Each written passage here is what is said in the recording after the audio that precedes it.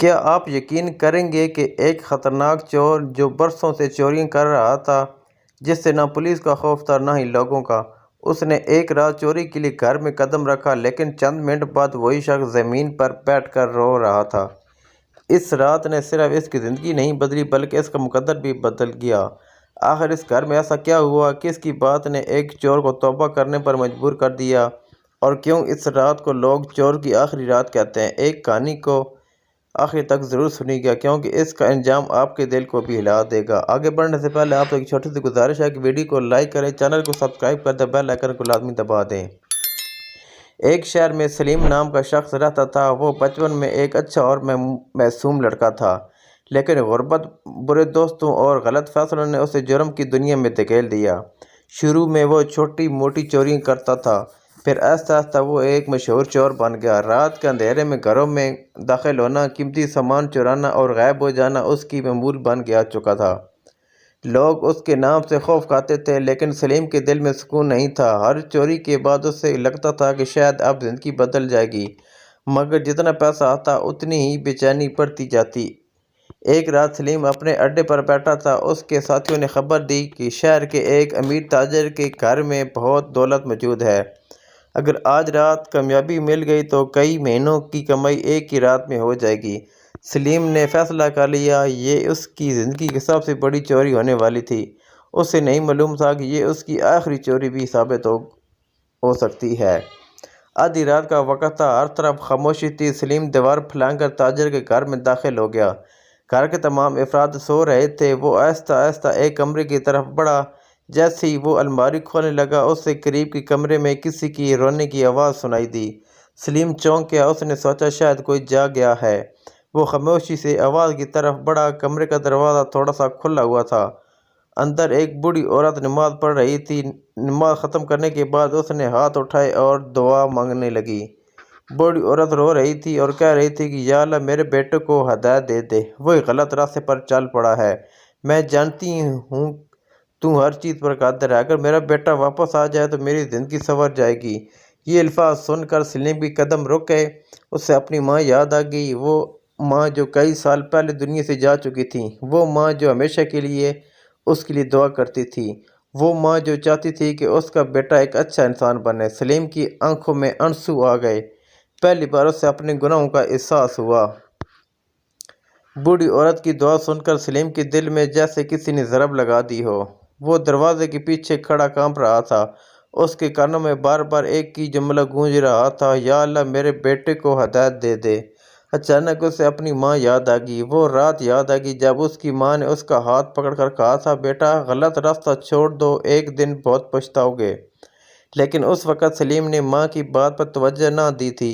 آج برسوں بعد اسے اپنی ماں کی ہر بات یاد آ رہی تھی۔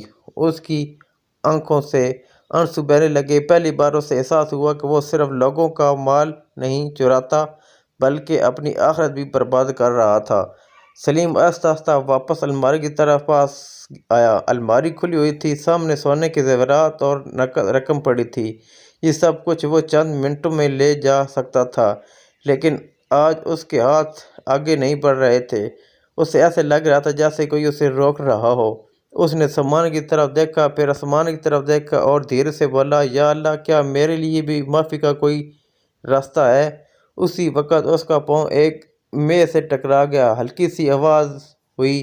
تاجر جاگ گیا۔ وہ فوراً کمرے سے باہر نکلا۔ اس نے سلیم کو دیکھا تو گھبرا گیا۔ کون ہو تم؟ سلیم کے پاس بھاگنے کا موقع تھا، لیکن نہ جانے کیوں آج اس نے بھاگنے کی کوشش نہیں کی۔ وہ وہیں کھڑا رہا، اس کی نظریں جھکی ہوئی تھیں۔ تاجر نے دوبارہ پوچھا، کون ہو؟ سلیم کی آنکھوں سے آنسو نکل پڑے۔ اس نے پہلی بار سچ بولا، میں چور ہوں۔ تاجر حیران رہ گیا۔ سلیم نے روتے ہوئے کہا، میں چوری کرنے آیا تھا، لیکن آپ کے گھر میں ایک ایسی چیز مل گئی جس نے مجھے بدل دیا۔ تاجر حیرت سے اسے دیکھنے لگا۔ سلیم نے بوڑھی عورت کی دعا کا سارا واقعہ سنا دیا۔ یہ سنتی تاجر کی آنکھیں بھی نم ہو گئیں۔ وہ بوڑھی عورت اس کی ماں تھی، جو کئی سالوں سے اپنے بیٹے کے ساتھ ساتھ ہر گمراہ انسان کے لیے بھی دعا کیا کرتی تھی۔ تاجر کچھ دیر خاموش رہا، پھر بولا، اگر تم واقعی اپنے گناہوں پر شرمندہ ہو تو ابھی بھی دیر نہیں ہوئی، اللہ کی رحمت بہت بڑی ہے۔ یہ الفاظ سن کر سلیم زمین پر بیٹھ گیا اور پھوٹ پھوٹ کر رونے لگا۔ وہ برسوں کے گناہوں کو یاد کر رہا تھا، لوگوں کے حقوق، جھوٹ، چوریاں، سب اس کی نظروں کے سامنے آ رہا تھا۔ اس رات سلیم نے فیصلہ کر لیا، آج کے بعد وہ کبھی چوری نہیں کرے گا، چاہے اسے کتنی ہی مشکلات کا سامنا کیوں نہ ہو۔ اگلی صبح سلیم نے اپنے ساتھیوں کے پاس گیا۔ انہوں نے پوچھا، مال کہاں ہے؟ سلیم نے جواب دیا، میں نے چوری چھوڑ دی ہے۔ سب ہنسنے لگے، کسی نے مذاق اڑایا، کسی نے اسے پاگل کہا، لیکن سلیم اپنے فیصلے پر قائم رہا۔ ابتدا میں بہت مشکلات آئیں، اس کے پاس پیسے نہیں تھے، کئی دن بھوکا بھی رہا، لیکن اس نے آرام راستے پر واپس جانے کا سوچا بھی نہیں۔ چند دن بعد وہی تاجر اسے ملا، اس نے سلیم کو ایک چھوٹی سی نوکری دے دی۔ سلیم نے پوری ایمانداری سے کام شروع کیا۔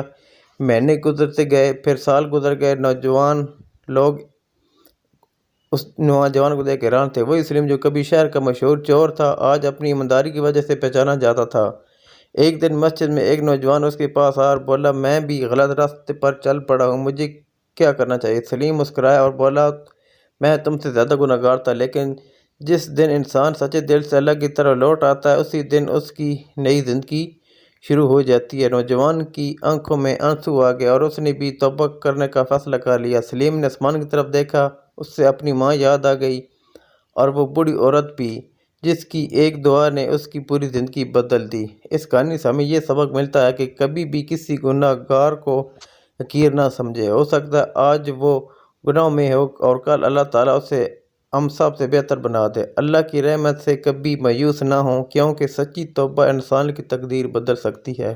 ویڈیو پسند آئے تو ویڈیو کو لائک کر دیں۔ شکریہ، اللہ حافظ۔ چینل کو سبسکرائب کر دیں۔